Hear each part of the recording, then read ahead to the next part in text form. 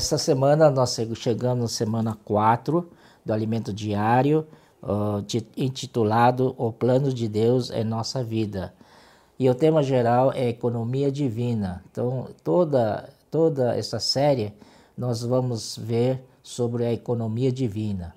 E a economia, essa palavra, toda vez que aparece no versículo dispensação, em grego é economia, que quer dizer transliterado do original oikonomia, né? Então todos sabem disso, estou apenas lembrando os irmãos que no grego economia é oikonomia, que é composta de duas palavras, oikos, que significa casa, nomos, que significa lei.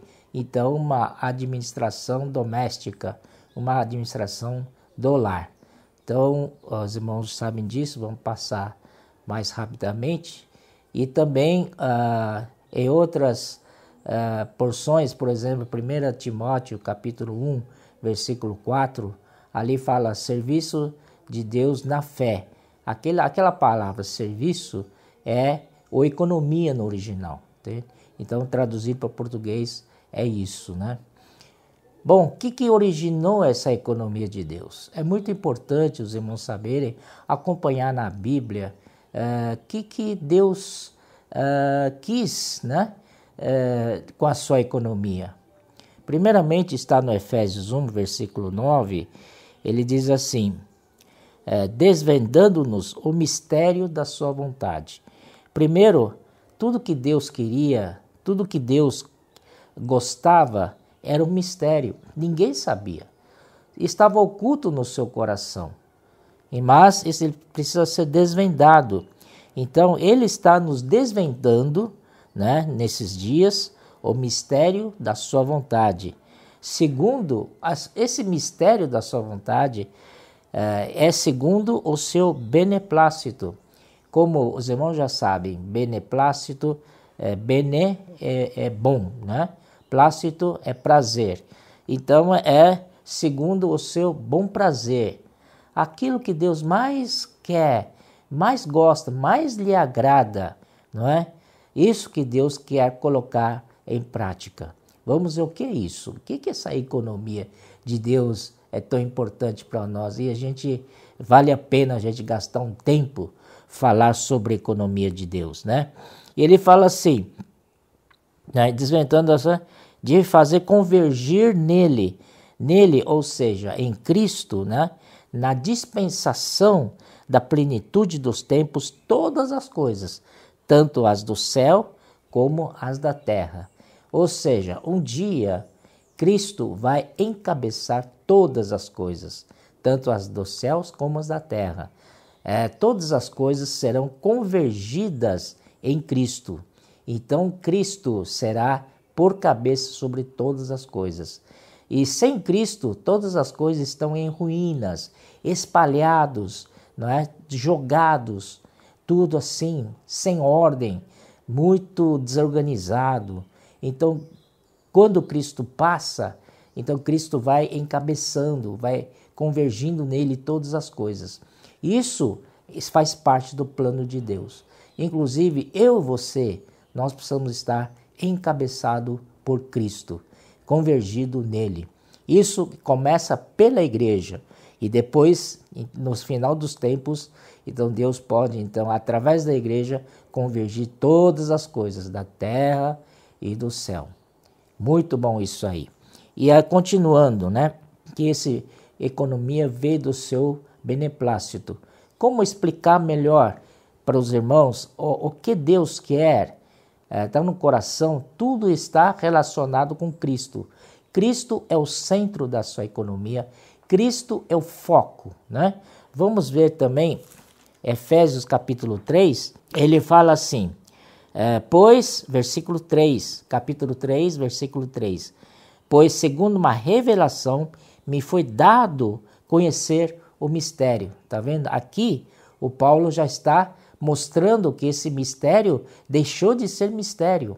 Deus revelou para nós, revelou para o Paulo e Paulo então revelou para nós. Nós temos que dar aleluia, louvado seja o Senhor, que esse mistério foi revelado, não ficou no mistério, conforme escrevi há pouco resumidamente, pelo que quando ledes, podeis compreender o meu discernimento do mistério de Cristo, o qual em outras gerações não foi dado a conhecer aos filhos dos homens, né? Como falei, em outras gerações, mesmo no Velho Testamento, não foi dado a conhecer aos filhos de Deus. Agora foi revelado, graças a Deus, agora foi revelado aos seus santos, apóstolos e profetas, onde? No Espírito. Espírito é crucial, né? É o divisor de águas. Inclusive, aqui nós temos um diagrama, esse diagrama aqui, né? Nós temos aqui, do lado esquerdo, temos a economia de Deus no Antigo Testamento, e do lado direito temos a economia do Novo Testamento. E no meio, o ponto de convergência, ponto de inflexão aqui, bem no meio, esse ponto aqui é o Espírito. Então, Espírito é o que faz toda a diferença. E você vai me perguntar, e Cristo? Eu quero te dar uma boa notícia, que Cristo hoje, ele é o Espírito, não é? Então, a economia de Deus está focada em Cristo, e Cristo hoje é o Espírito. Ele diz assim, do qual fui constituído ministro conforme o dom da graça de Deus, a mim concedida, segundo a força operante de seu poder. E mais para frente, em Colossenses 2,9, porquanto nele, ou seja, em Cristo, habita corporalmente toda plenitude da divindade. Então, outra vez mostra para nós que Cristo é o centro da economia de Deus. Por que estou falando isso? Para explicar para os irmãos o que realmente estava no coração de Deus, qual o pensamento de Deus, a ideia que Deus teve lá na eternidade passada era isso, isso faz parte da sua economia. Então, por exemplo, vamos dar um exemplo bem humano, bem secular, né? Um presidente, quando ele é eleito, ele foi eleito porque ele tinha um plano para a sua economia. E hoje a economia é tão importante, né? Quanto ao viver das pessoas. Todos dependem da economia. Se a economia vai bem, então as coisas vão bem, né?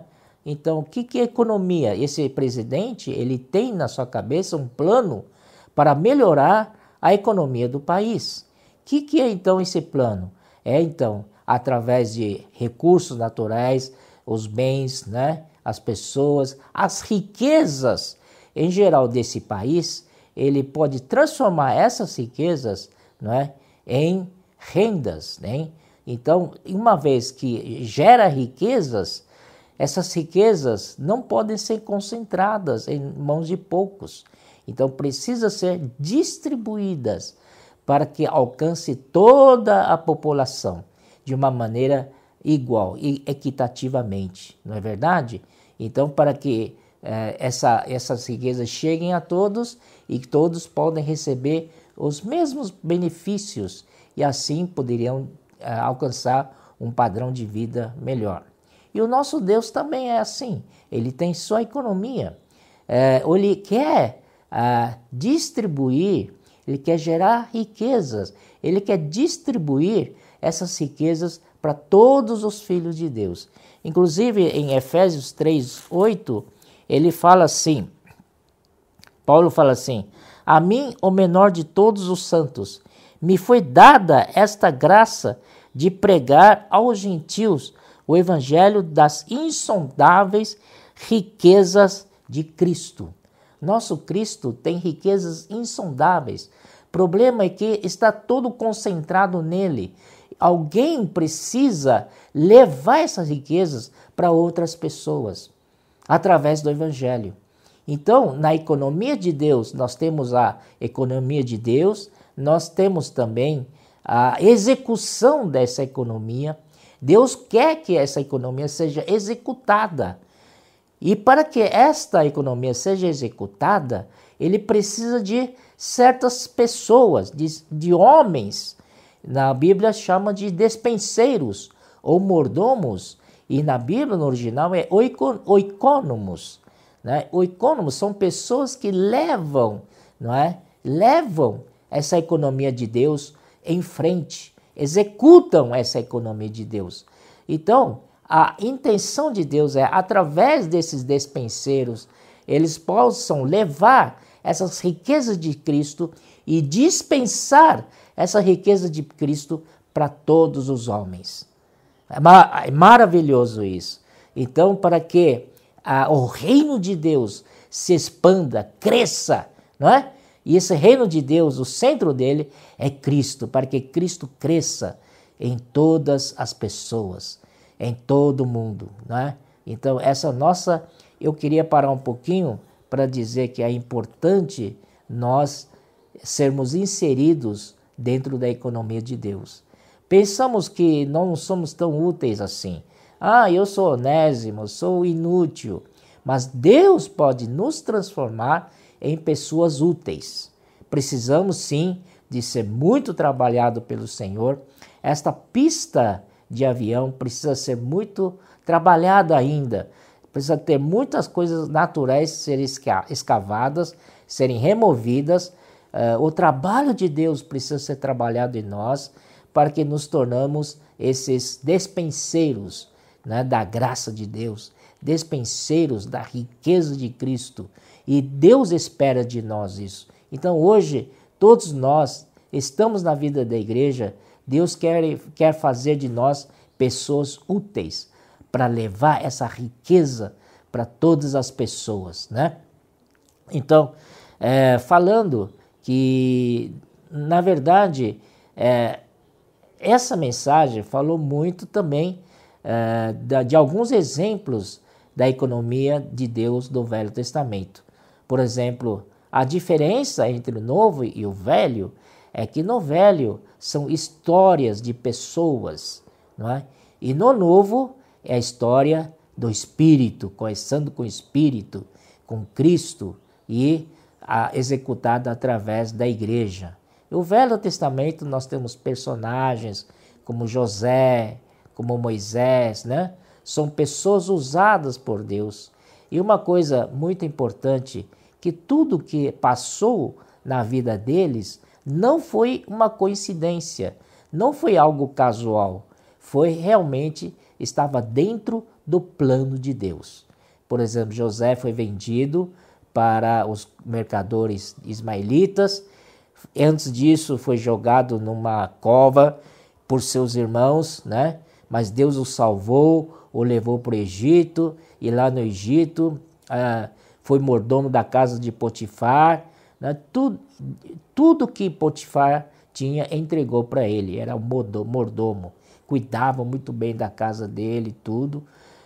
E aí aconteceu coisas com a mulher de Potifar. Então José foi injustamente culpado e Potifar o levou para a prisão. Mesmo na prisão, tudo fazia parte da economia de Deus. Estava lá o plano de Deus para José, né? Às vezes a gente reclama, puxa vida, isso, ir para a prisão, para ir à prisão, será que faz parte do plano de Deus? Às vezes faz, né? Às vezes faz. Deus usa isso também. E na prisão foi graças a Deus. Ali ele pôde, e ele manifestou a sua capacidade de lidar com as pessoas, né? Ele tratou muito bem dos copeiros, cuidou bem do copeiro e do padeiro. E um deles foi solto, outro foi morto. O copeiro esqueceu dele. Mas finalmente, quando o faraó teve sonho, o copeiro lembrou de José. Aí José foi chamado para o faraó, e ali então ele interpretou os dois sonhos de faraó, e faraó então colocou José como o governador de toda a terra do Egito, apenas acima dele estava o próprio faraó. Então, irmãos, aí José começou a reinar ali, né? E tudo isso faz parte, né, da economia de Deus do Velho Testamento. E os principais personagens do Velho Testamento, que faz parte do plano de Deus no Velho Testamento, eles têm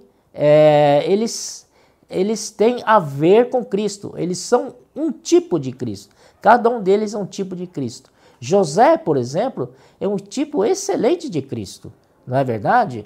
E também depois falou-se de Moisés, a sua infância, como ele foi salvo da matança dos meninos e como, pela soberania de Deus, a filha de Faraó gostou dele, tirou das águas, e como por 3 meses, a mãe dele, por 3 anos, a mãe dele ficou com ele e tal, educando ele e tal, para não esquecer que ele era um hebreu. Isso é muito importante. Nós devemos educar nossos filhos desde criança, que eles são do Senhor. Nossos filhos são do Senhor, né? Então assim aconteceu com Moisés, depois ele tirou o povo do Egito, e ali toda essa trajetória aí nós vemos que tudo estava na mão de Deus. Então o Velho Testamento, as personagens, as pessoas, a história das pessoas, aquelas pessoas são tipos de Cristo, tem vários aspectos de Cristo, né? Mas eram apenas sombra. E no Novo Testamento, começando pelo Espírito, amém? Aí chega a realidade. Então, hoje, nós temos Cristo em pessoa. Hoje nós temos a realidade. E quem nos traz esse Espírito em realidade é o Espírito. Por isso precisamos estar sempre no Espírito para andar nessa linha, né, da economia de Deus, do plano de Deus para nossas vidas. Amém? Jesus é o Senhor. E não esqueçam de usar esse canal para comentar, queremos saber seus comentários, tal, sua reação, tal, para a gente poder cada vez melhorar muito, né? E também sempre incentivando os irmãos, promovendo os irmãos a lerem o alimento diário, tá?